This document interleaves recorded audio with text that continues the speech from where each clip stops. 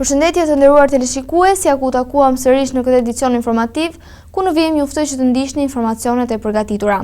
Në kryeqytet u zhvillua protesta e 37 radhazi kundër qeverisë, ku qytetarë nga Shqipëria dhe diaspora u mblodhën në sheshin Skënderbej për të vijuar marshimin drejt kryeministrisë. Organizatorët e konsideruan të ubijë një moment të rëndësishëm të lëvizjes së tyre protestuese, ku ata ritheksuan kërkesën për ndryshim të qeverisjes. Protesta u zhvillua në një atmosferë të fortë mobilizimi qytetar. Në Tiranë u mbajt protesta e 37 masive ku qytetarët nga qytete të ndryshme të vendit kanë bërritur në kryeqytet dhe u bashkuan në një marshim protestues kundër qeverisë. Grumbullimi fillestar i protestuesve u zhvillua në sheshin Skënderbej, ku organizatorët bën thirrje për pjesëmarrje të gjerë dhe vijim të lëvizjes qytetare. Më pas, turma u zhvendos drejt godinës së kryeministrisë, e cila u bë dhe pika përfundimtare e marshimit të kësaj proteste. Gjatë ubimit u rikthye kërkesa kryesore e protestave për dorëheqjen e kryeministrit Edi Rama dhe hapjen e rrugës për një qeverisje të re, të cilën organizatorët e kanë paraqitur si qëllim të pandryshueshëm të lëvizjes së tyre. Koordinatorët e protestës kanë bërë thirrje qytetarëve brenda dhe jashtë vendit që të bashkohen me këtë nismë, duke theksuar pjesëmarrjen e diasporës që ka udhëtuar drejt Shqipërisë për t'u bashkuar tubimeve. Ata kanë deklaruar se protestat do të vijojnë deri në përmbushjen e kërkesave të shpallura, duke konsideruar këtë marshim si pjesë të një procesi të pandërprerë presioni qytetar ndaj qeverisë.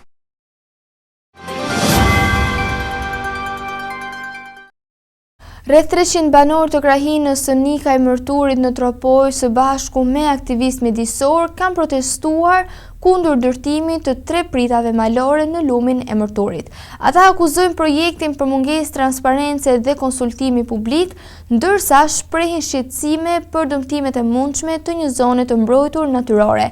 Banorët paralajmërojnë gjithashtu vijimin e protestave deri në anulimin e ndërhyrjes. Në zonën e Nika e Mërturit, në Tropoj, është dhezur një debat i fortë mes banorëve dhe autoriteteve pas nisjes së punimeve për ndërtimin e 3 pritave malore në lumin e Mërturit. Rreth 300 banorë të krahinës, të mbështetur nga aktivistë mjedisor, kanë dalë në protestë kundër projekteve të korporatës elektroenergjitike shqiptare, duke e cilësuar ndërhyrjen si të përgatitur dhe të realizuar pa transparencë me komunitetin lokal. Sipas tyre, punimet kanë nisur pa konsultim paraprak dhe pa informacion të qartë për natyrën dhe ndikimin e projektit në mjedis. Këtu kanë ndërtuar një hec vetëm për qëllimet e tyre. Sfundi vinë dhe ndryshojnë emrin lumit të currajve e tepër dhe lumit të zi është lum, ndërsa ata e quajnë prua. Por e quajnë prua sepse ka qenë vetmja mënyrë për të vjedhur ca lek në këtë. E për sa i përket lumit, na jena të bashkuim sa jena sot edhe më shumë herë tjera për mos me lanë me bashkët masakrë që ka ba, kush i ka shti hund në këtë punë, e bashkë të fash në zez. Më kanë bërë shumë njerës që ke fjermos, që kërë plak, asë në kënë kush me fjermos, asë nuk kam fjermos për het, asë për prit.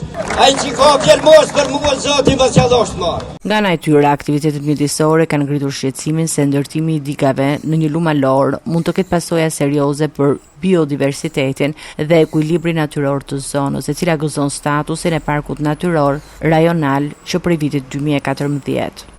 E gjithë procedura është antikushtetuese, është antiligjore dhe patjetër që do ndjeket të gjitha rrugët ligjore, qoftë në gjykatën administrative, qoftë me padi penale në SPAK. Nuk ka një element sa do i vogël qoftë që ai të justifikojë ndërtimin e një dige. Po çfarë? E merr lumin e në prua, që nuk bën dot sediment që ti qoja po mbush liçenin e Komanit. Ata duan të shkatrojnë lumin sepse duan të shkatrojnë lidhjen e popullit të Nika e Mërturaj me këtë zonë. Për të zhmangur për shkallëzimet e tensioneve, punimet në terren janë ndërprerë përkohësisht dhe makineritë janë tërhequr nga zona.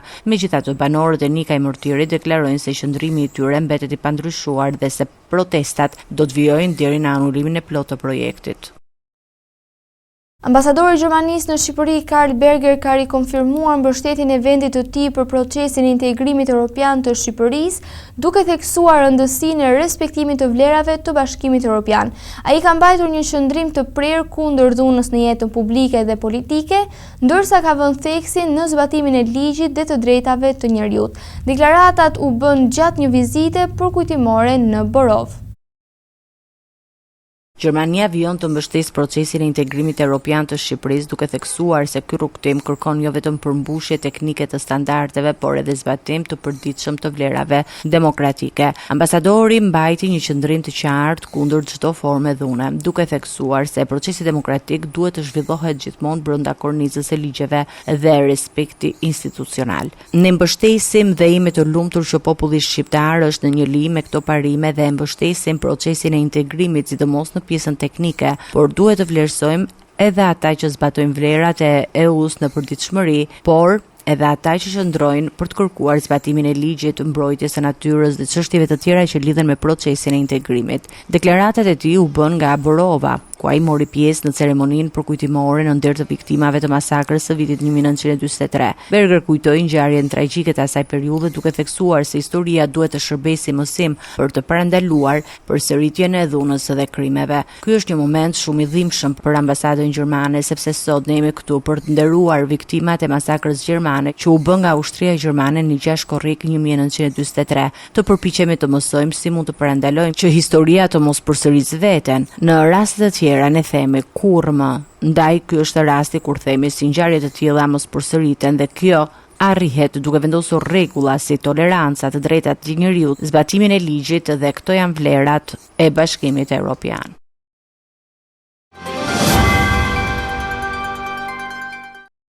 Qeveria ka prezantuar një paketë të re financiare me vlerë 250 milion euro që synon të rrisë konkurrueshmërinë e sipërmarrjeve shqiptare në prag të integrimit në tregun e përbashkët evropian. Përmes një garancie sovrane dhe skemave të financimit me interesa të ulta, bizneset e vogla dhe të mesme do të kenë më shumë mundësi për investime, zgjerim dhe modernizim. Një paketë e re mbështetëse për biznesin e vogël dhe të mesëm pritet të vihet së shpejti në zbatim me synimin për të përgatitur sipërmarrjen shqiptare për konkurrencën që sjell integrimin në tregun e Bashkimit Evropian. Kryeministri Edi Rama njoftoi se në bashkëpunim me Bankën e Shqipërisë do të vihet në dispozicion një fond financimi prej 250 milion eurosh i shoqëruar me një garanci sovrane të qeverisë. Skema synon të lehtësojë bizneseve aksesin me kredi dhe norma më të favorshme, interesi dhe kërkesa më të ulta për kolateral, duke krijuar kushte për zgjerimin e aktivitetin dhe rritjen e standardeve të prodhimit të shërbimeve. Një garanci sovrane dhe një portofol financimi në mbështetje të gjithë atyre që do duan të ngjiten më lart, që do duan të rrisin volumin, që do duan të rrisin standardet dhe që do duan të përgatiten për të mos u goditur dhe për të mos u fshirë nga era e fortë e këtij transformimi dhe e përfshirjes në tregun e përbashkët evropian. Çdo sipërmarrës i vogël dhe i mesëm që ka gjithçka përveç financimit, do ketë financimin. Rama deklaroi gjithashtu se fondi i parashikuar nuk do të jetë kufiri përfundimtar i mbështetjes. Nëse kërkesa nga bizneset rezulton më i lartë se parashikimet, qeveria është e gatshme të rrisë financime, duke garantuar se asnjë projekt serioz nuk mund të mbetet pa mbështetje për shkak të mungesës së fondeve. Dhe ne nuk do të ndalemi tek një kuotë financimi të ajo që kemi parashikuar. Nëse do të ketë nevojë për më shumë, ne do bëjmë më shumë. Ne do bëjmë dispozicion më shumë. Nuk do ndalim. Nuk do ketë asnjë sipërmarrje të vogël të mesme që do të paraqes një ide bindse dhe një plan të besueshëm që nuk do të mbështetet financiarisht. Kryeministri u ndal dhe te programet për nxitjen e inovacionit, duke bërë të ditur se financimi për startupet është dyfishuar dhe se këtë vit janë regjistruar mbi 1200 aplikime. Që ne do të rritsim financimin në mënyrë proporcionale me rritjen e aplikimeve. Në të njëjtën kohë, qeveria synon të krijojë një platformë kombëtare informimi dhe këshillimi për rreth 48.000 ndërmarrje në të gjithë vendin, si dhe një rrjet ekspertësh dhe konsulentësh që do t'i asistojnë bizneset në procesin e modernizimit dhe përfaqësimit me standardet e tregut evropian. Kryetari i Partisë Demokratike Sali Berisha komentoi zhvillimet e procesit gjyqësor për dosjen Partizani, duke vlerësuar dëshmitë e ish-ministrit Ylli Pango si konfirmim të programit të qeverisjes së asaj kohe. Pas paraqitjes në SPAK, Berisha foli edhe për protestën qytetare dhe përsëritje akuzat ndaj prokurorisë së posaçme. Pas paraqitjes së radhës si çdo të hënë ambientet e prokurorisë së posaçme, kreu i Partisë Demokratike Sali Berisha u ndal para gazetarëve për të komentuar zhvillimet më të fundit në procesin gjyqësor, të njohur si dosja Partizani. Berisha përshëndeti dëshminë e ish-ministrit Ylli Pango, i cili në seancën gjyqësore deklaroi se privatizimi përbën një nga shtyllat kryesore të programit qeverisës të Partisë Demokratike. E komentoj si një të vërtet absolute. Kam patur një program elektoral zonjë, në të cilin ju kam premtuar shqiptarëve privatizim. Në të njëjtën linjë, Berisha komentoi edhe thirrjen për të dëshmuar të ish-ministrit të mbrojtjes Gazmend Toketa, duke u shprehur se ai duhet paraqes gjithçka që dimbi procedurat e ndjekura për privatizimin e kompleksit Partizani. E përshles dhe e ftoj të thot gjithçka din rreth atij problemi. Kaq. Ajo është procedura më transparente, më ligjore, në të cilën armiqt e Sali Berishës nuk kanë gjetur dot asnjë shkelje ligjore. Gjatë deklaratës së tij, kreu i demokratëve u ndal edhe te protestat e qytetarëve që vijojnë prej javësh në kryeqytet. Berisha theksoi se Partia Demokratike nuk është organizatore e tyre, por mbështet kërkesat e protestuesve dhe të drejtën e qytetarëve për të protestuar.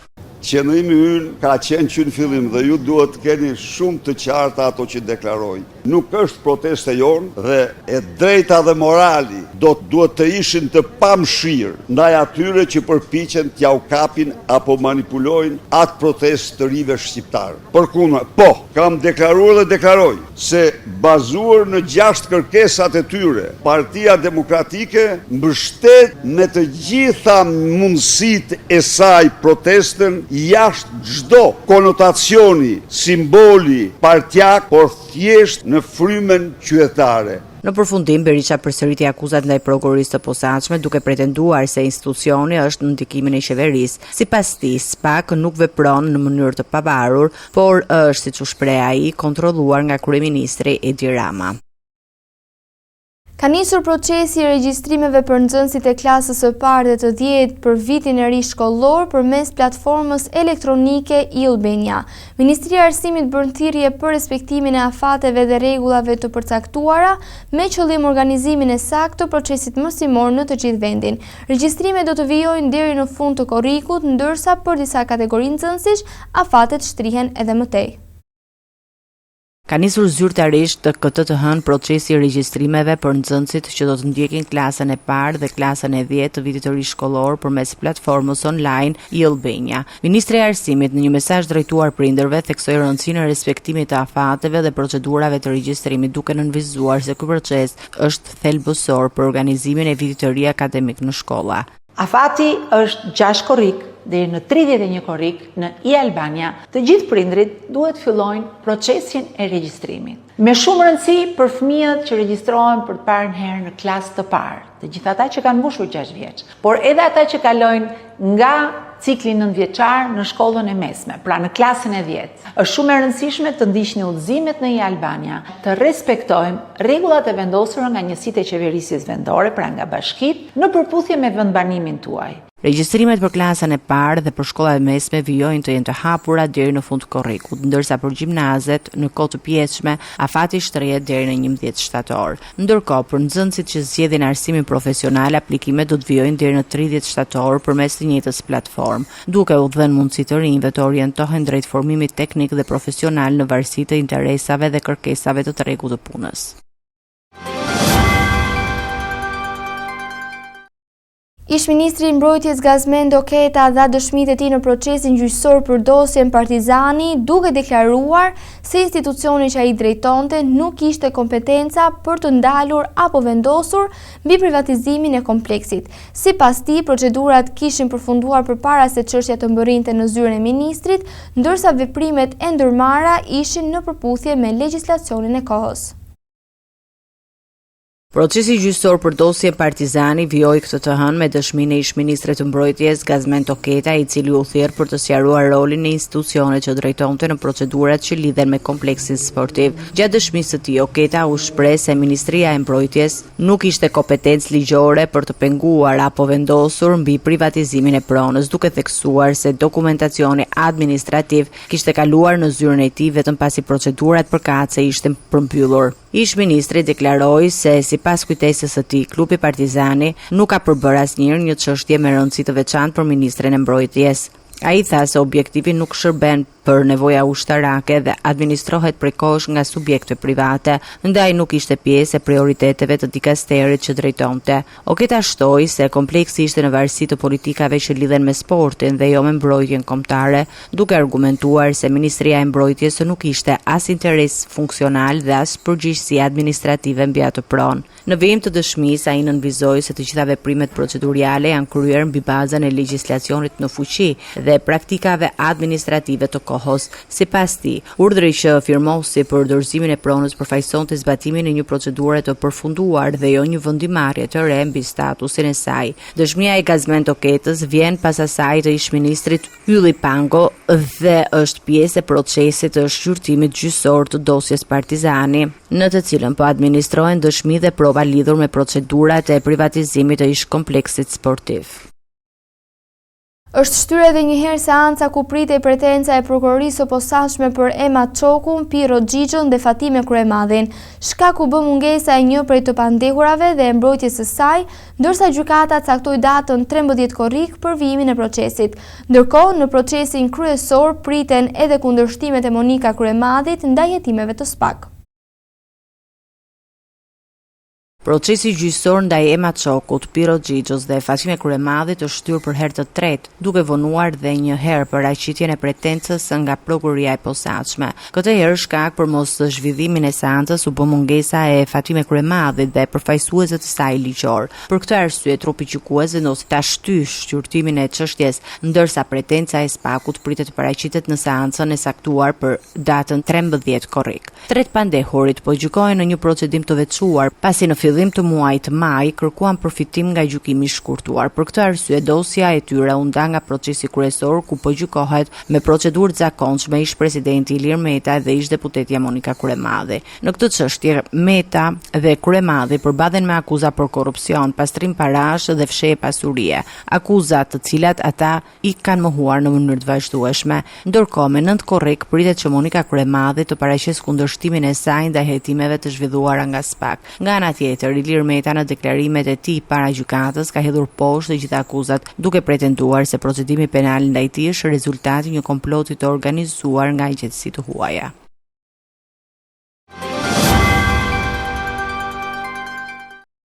Gjykata e Vlorës ka caktuar masën e sigurisë arrest me burg për Granit Pepnikën, të dyshuar si një nga organizatorët e një rrjeti mashtrimesh përmes call centerave. Bashkë me të në burg janë lënë edhe 2 persona të tjerë të përfshirë në të njëjtën ndosje.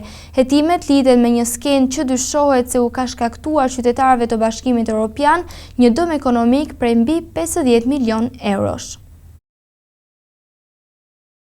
Gjykata e Vlorës ka vendosur masën e sigurisë arrest me burg për 29 vjeçarin Granit Pepnika, i arrestuar pak ditë më parë në dërmi në kuadër të hetimeve për një rrjet të dyshuar mashtrimesh kompjuterike të kryera përmes call centrave. Në të njëjtën seancë, gjykata la në burg edhe Gjoni Hitajn dhe Redion Rexhematin, të cilët akuzohen për vepra penale të mashtrimit kompjuterik dhe përkrahjes së autorit të krimit. Pepnika u vu në pranga në 3 korrik gjatë një operacioni të policisë së Vlorës dhe forcës operacionale, ndërsa ndodhej në një vilë në zonën turistike të Dërmiut. Ai dyshohet se ka pasur një rol drejtues në organizimin e një skeme mashtrimi që synonte qytetarë të vendeve të Bashkimit Evropian. Prokuroria dyshon se përmes call centerave viktimat mbeteshin investitorë të platformave të rreme financiare dhe bursash online, ndërsa fondet e tyre përfundonin në duart e organizatorëve të skemës. Dëmi i shkaktuar nga aktiviteti dyshuar kriminal vlerësohet të kalojë 50 milion euro. Në verifikimet rezulton se Granit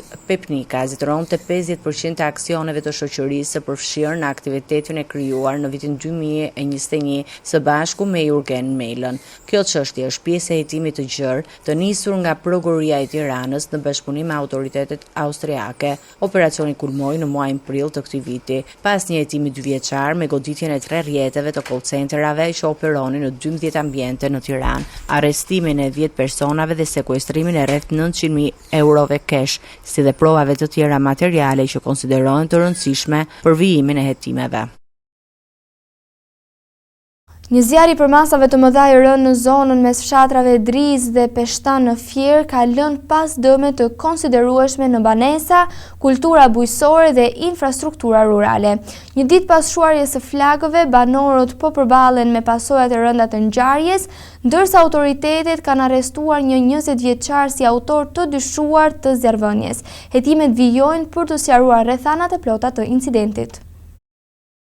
Zona rurale mes fshatrave Driz dhe Peshtan, bashkim Fier, po përballet me pasojat e një zjarri të fuqishëm që përfshiu një sipërfaqe të gjerë toke dhe shkaktoi dëme të ndjeshme materiale. Një ditë pas neutralizimit të flagëve, banorët e zonës kanë nisur të evidentojnë humbjet në banesa, mjete bujqësore, vreshta, ullishte dhe pemtari, si dhe në bazën ushqimore të baktive. Ata shprehen se nuk kanë përjetuar më parë një situatë të tillë ku zjarri është përhapur me shpejtësi dhe ka rrezikuar seriozisht edhe banesa dhe jetën e njerëzve. Sipas dëshmive të tyre, ndërhyrja e strukturave të emergjencës ka qenë vendimtare për shmangjen e një katastrofe më të madhe. Forcat zjarrfikse, policia e shtetit dhe mjetet ajrore të forcave të armatosur janë angazhuar në operacionin e shuarjes duke arritur të vënë në kontroll flakët pas disa orësh përpjekjesh intensive. Ndërkohë, policia ka bërë me dije se në lidhje me ngjarjen është arrestuar një 20 vjeçar banues në fshatin Driz. Sipas hetimeve paraprake, i riu dyshohet se ka ndezur zjarr në disa barishte, një sipërfaqe toke me pronësi familjare, por flakët kanë dalë jashtë kontrollit për shkak të kushteve atmosferike, duke u përhapur me shpejtësi në zonë. Sipas të dhënave zyrtare, zjarri ka përfshirë rreth 110 hektar sipërfaqe me shkurre, kullota dhe ullishte, duke shkaktuar dëme të konsiderueshme ekonomike lokale bujqësore. Banorët ndërkohë apelojnë për kujdes të shtuar në përdorimin e zjarreve në zonat rurale gjatë periudhës së nxehtë, duke theksuar se pakujdesia mund të sjellë pasoja të rënda për komunitetin dhe mjedisin.